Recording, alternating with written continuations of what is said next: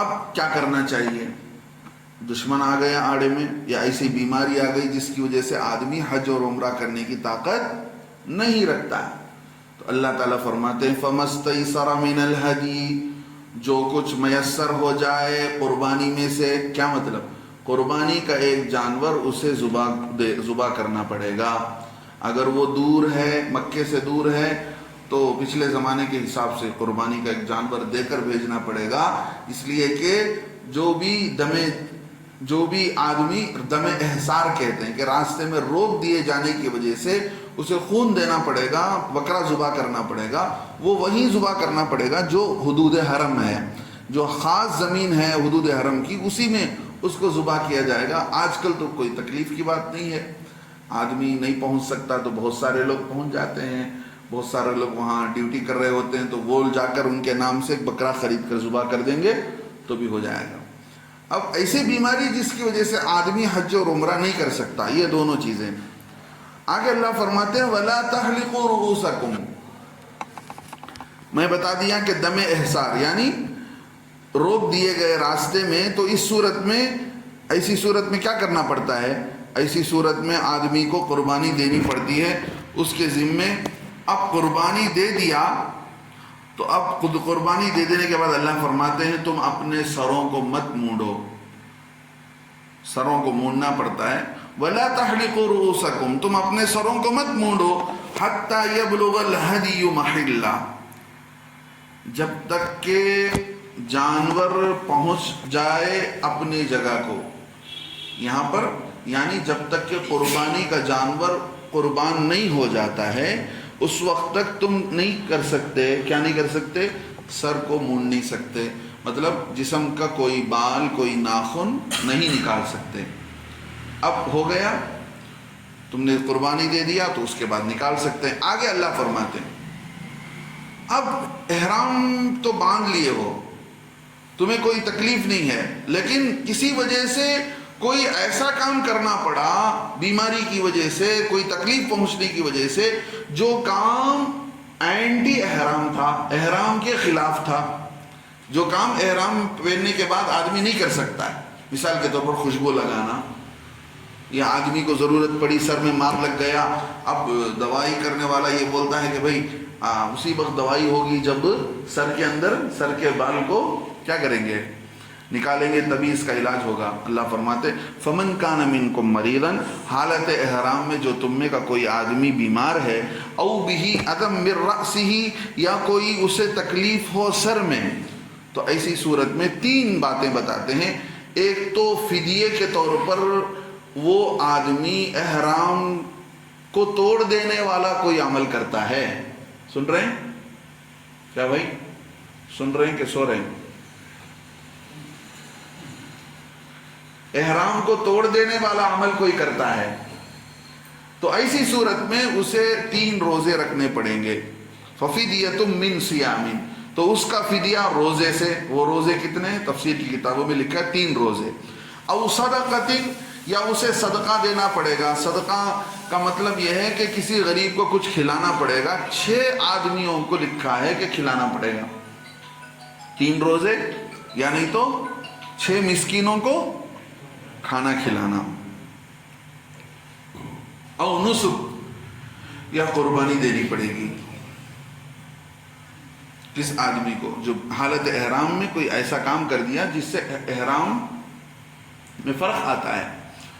اب یہ کس وجہ سے کیا ہے؟ کسی بیماری کی وجہ سے، کسی پریشانی کی وجہ سے کیا ہے، تو اس کے لیے یہ حکم ہے۔ ابھی یہ احرام میں ہے، واپس نہیں آیا ہے، اسے راستے میں کوئی دوسری دشمن سے یا کوئی ایسی بیماری سے جس سے آدمی احرام تو کھول کر حج عمرہ نہیں کر سکتا ہو، ایسا نہیں، بلکہ کوئی ایسی چوٹ آ گئی سر میں یا کوئی ایسی بیماری آ گئی جس کی وجہ سے اس کے احرام کی پابندی نہیں کر سکا اور سر کے بال کو نکال لیا یا کوئی دوسرا کام کر لیا، اس کے لیے اللہ 3 آپشن بتاتے ہیں۔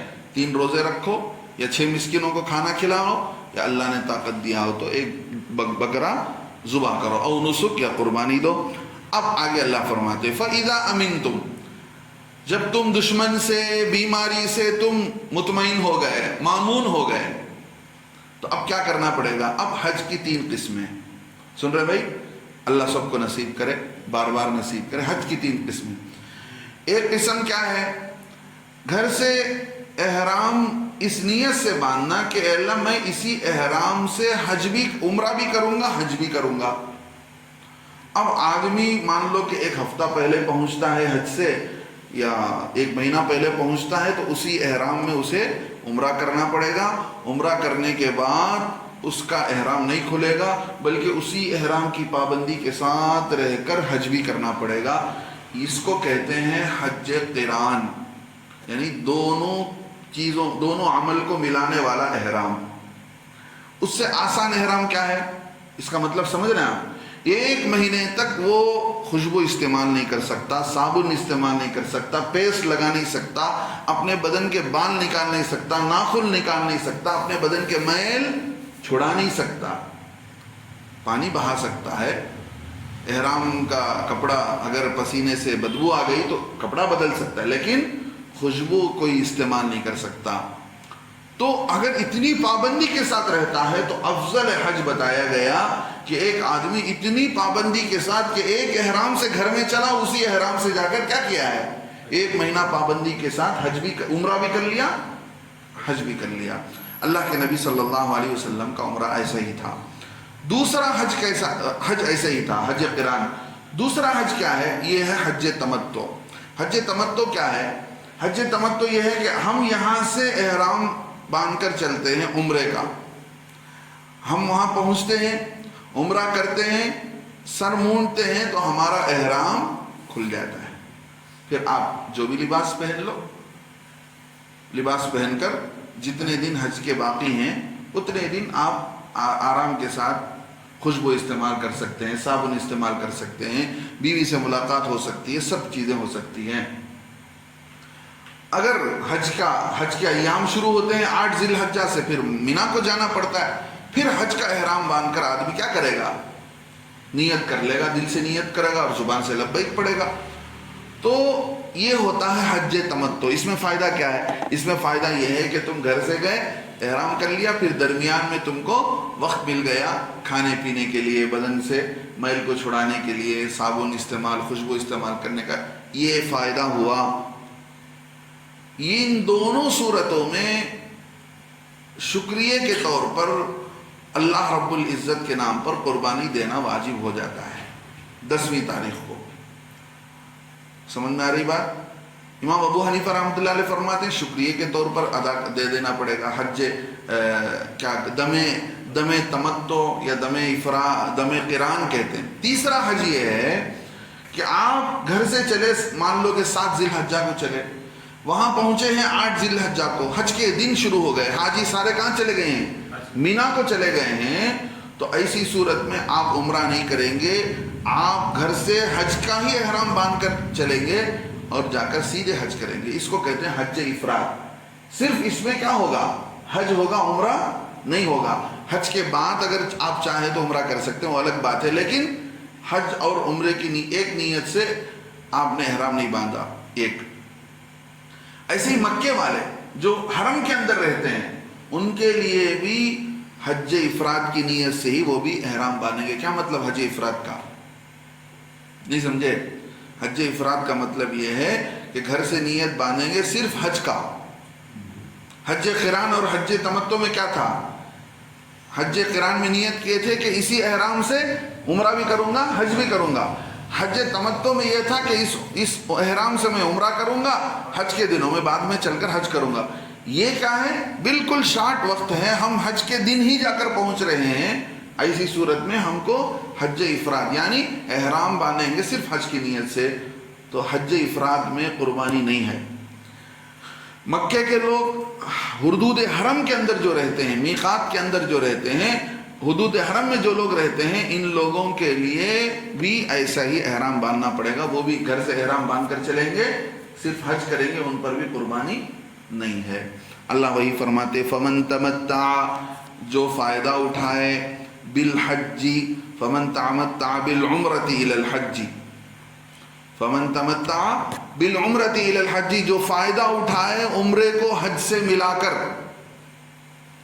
عام طور پر یہاں سے جو لوگ بھی جاتے ہیں کیا کرتے ہیں؟ وہ عمرے کو کیا کرتے ہیں؟ حج سے ملا کر فائدہ اٹھانے کا مطلب یہ ہے عمرہ کر دیے، پھر درمیان میں وقت ملا پھر حج کر لیے. یہ فائدہ اٹھانے پر شکریہ کے طور پر ہم کیا کریں گے؟ حج کے دن قربانی دیں گے. فَمَسْتَيْسَرَ مِنَ الْهَدْيِ، جو میسر ہو جائے قربانی میں سے. بکرا ہی دینا نہیں ہے. اگر 7 لوگ مل گئے، گائے اونٹ بھی دے سکتے ہیں، گائیں بھی دے سکتے ہیں. اسی لیے اللہ فرماتے ہیں جو میسر آ جائے قربانی میں سے. اللہ نے کتنی سہولت رکھی ہے. ضروری نہیں کہ آپ قربانی ہی کرو، بکرا ہی دو. 5-7 آدمی مل گئے، اگر وہاں گائے ملتا ہے تو گائے کو لے کر ذبح کر دیے. اگر قربانی میں وہاں اونٹ ملتا ہے تو اونٹ کر دی. امام شافعی رحمۃ اللہ علیہ کے نزدیک یہ دم شکر نہیں ہے، بلکہ ان کے نزدیک یہ ہے کہ بھئی یہ جو آدمی قربانی دے رہا ہے یہ قربانی ان کے نزدیک دم جبر ہے. اس کی اپنی کمی بیشی کو دور کرنے کے لیے آدمی دے رہا ہے. حج کے عمل کے اندر جو کچھ کمی بیشی ہوئی اللہ اسے معاف کر دے، اس کے لیے یہ قربانی دے رہا ہے. اس لیے اس قربانی میں سے وہ کھا بھی نہیں سکتا. امام ابو حنیفہ فرماتے ہیں نہیں، یہ دم شکر ہے. اللہ نے اسے توفیق دی، ایک ہی احرام میں اس نے عمرہ بھی کیا، حج بھی کیا. اللہ نے اسے توفیق دی، عمرہ بھی کر لیا، بیچ میں اپنے کپڑے پہن کر کھایا پیا، بیوی سے ملا، پھر حج بھی کر لیا. تو دونوں لوگ شکریہ کے قابل ہیں، تو وہ دونوں دم شکر دے رہے ہیں، شکریہ کے طور پر قربانی دے رہے ہیں. لہذا اس جانور میں سے کھانا جائز ہے. موقع ویسا نہیں ہوتا ہے، اس لیے لوگ کیا کرتے ہیں؟ جتنا ہو جلدی ہو سکے قربانی دے دیتے ہیں. اس لیے کہ قربانی دیں گے تبھی جا کر کیا ہے؟ بال مڈیں گے. بال مڈانے کے بعد اس کے بعد جو ہے حج کا طواف ہے، حج کی صحیح ہے. یہ سارا مسئلہ ہے. تو اللہ کے نبی صلی اللہ علیہ وسلم کو حدیبیہ کے دن دیکھا صحابہ نے اللہ کے نبی علیہ السلام سر مونڈ رہے ہیں. اب سر مونڈنا چاہیے کہ بال کترنا چاہیے؟ بال کتر بھی سکتے ہیں، لیکن افضل یہ ہے کہ سر کو مونڈا جائے، بہتر یہ ہے، ثواب زیادہ ہے. اللہ کے نبی صلی اللہ علیہ وسلم نے فرمایا سر مونڈنے والوں پر اللہ رحمت فرمائے. صحابہ رضی اللہ عنہ نے عرض کیا بال کترنے والوں پر؟ اللہ کے نبی علیہ السلام دوسری مرتبہ وہی فرمایا کہ اللہ تعالیٰ سر مونڈنے والوں پر رحم فرمائے. تیسری مرتبہ صحابہ نے فرمایا اللہ کے نبی علیہ السلام بال کترنے والوں پر؟ اللہ کے نبی علیہ السلام نے تیسری مرتبہ کہا اللہ تعالیٰ بال کترنے والوں پر بھی رحم فرمائے. لہذا آدمی کیا کرے گا؟ اب اللہ فرماتے ہیں فمن لم یجد. اب جو آدمی پر قربانی دینا تھا وہ قربانی دینے کی طاقت نہیں ہے. سمجھ گئے؟ 2 آدمی کون کون؟ جس نے حج قران کیا اور جس نے حج تمتع کیا. ان دونوں میں سے کسی کو قربانی دینے کی طاقت نہیں ہے. فمن لم یجد جس کو قربانی دینے کی طاقت نہ پائے جو آدمی، فصیام 3 ایام اسے 3 روزے رکھنے پڑیں گے. فی الحج حج کے ایام میں سے، مطلب 7 تاریخ کو، 8 تاریخ کو، 9 تاریخ کو یہ حج ایسے ہی لکھا ہے کتابوں کے اندر. ان 3 تاریخوں کے اندر 3 روزے رکھے گا. سمجھ رہے ہیں؟ کسی کون آدمی جسے قربانی دینے کی طاقت نہیں ہے. پھر وَسَبْعَةٍ إِذَا رَجَعْتُمْ حج کے ختم ہو جانے کے بعد 7 روزے رکھے گا. تِلْكَ عَشَرَةٌ كَامِلَةٌ یہ پورے 10 روزے ہو گئے. قرآن کہتا ہے یہ پورے کے پورے کتنے روزے ہو گئے؟ 10 روزے ہو گئے. اب اللہ فرماتے ہیں کہ دیکھو 7 روزے بعد میں رکھ لو، 3 روزے پہلے رکھ لو حج کے دنوں میں. تِلْكَ عَشَرَةٌ كَامِلَةٌ کس کے لیے ہے؟ ذَلِكَ یہ قربانی ان لوگوں کے لیے ہے لمن لم یکن اہلہ جس کے گھر والے نہ رہتے ہوں حاضر المسجد الحرام مسجد حرام کے آس پاس میں. جس کے رشتہ دار جس کا گھر مسجد حرام کے آس پاس میں نہیں ہے ان لوگوں کے لیے قربانی ہے. جن لوگوں کا گھر ہے، میں نے کہا نا جن کا گھر حرم کے اندر ہے وہ لوگوں پر قربانی نہیں ہے. وہ لوگ کیا کریں گے؟ سیدھے گھر سے حج کی نیت کر کے سیدھے آ جائیں گے. تو یہاں معلوم کیا ہوا؟ معلوم یہ ہوا کہ حج اتنی بڑی عبادت ہے. حج کے دن شروع ہو جانے کے بعد عمرہ چھوٹی عبادت نہیں کریں گے. حج کے عبادت کو دیکھتے ہوئے، حج کے مرتبے اور حج کی بڑی مرتبے کو دیکھتے ہوئے کہ اتنی بڑی عبادت حج کا مہینہ شروع ہو گیا. حج کا مہینہ کیا شروع ہوا بلکہ حج کے ایام ہی شروع گئے. حج کا مہینہ کب سے ہوتا ہے؟ حج کا مہینہ شروع ہوتا ہے عید کے بعد سے. کون سی عید کے بعد سے؟ رمضان عید کے بعد سے. رمضان کے عید کے بعد سے حج کا مہینہ شروع ہوتا ہے اور ختم ہوتا ہے بقرعید کے عید کے دن، حج کے ایام. جو آدمی حج کا احرام باندھنا چاہے تو وہ عید الفطر کے بعد ہی احرام اس کا صحیح ہوگا. پہلے زمانے میں لوگ کیا کرتے تھے؟ جاتے تھے اونٹوں پر سوار کر کے، چل کر جاتے تھے. تو ان لوگوں کے لیے بتایا گیا کہ حج کے مہینے میں ہی تمہارا احرام صحیح ہوگا. کوئی آدمی رمضان میں احرام باندھ کر چلے جائے تو اس کا وہ احرام قبول نہیں ہوگا، بلکہ اسے دوبارہ حج کے ایام شروع ہونے کے بعد احرام باندھنا پڑے گا. تو یہ بھی بات سمجھ میں آ گئی. دوسری بات کیا بتایا میں نے آپ کو کہ حج کے ایام شروع ہو جانے کے بعد حج کی عبادت جو بڑی عبادت ہے اس کے خاطر عمرے کو نہیں ادا کریں گے. اللہ رب العزت فرماتے ہیں واتقوا اللہ، لوگوں کیا کرو؟ اللہ سے ڈرو. وَاعْلَمُوا، اور جان لو، ان اللہ شدید العقاب، اللہ تعالیٰ سخت سزا دینا جانتے ہیں، سخت سزا دینے والے ہیں. لہذا تمہیں اللہ کے معاملے میں ڈرنا چاہیے.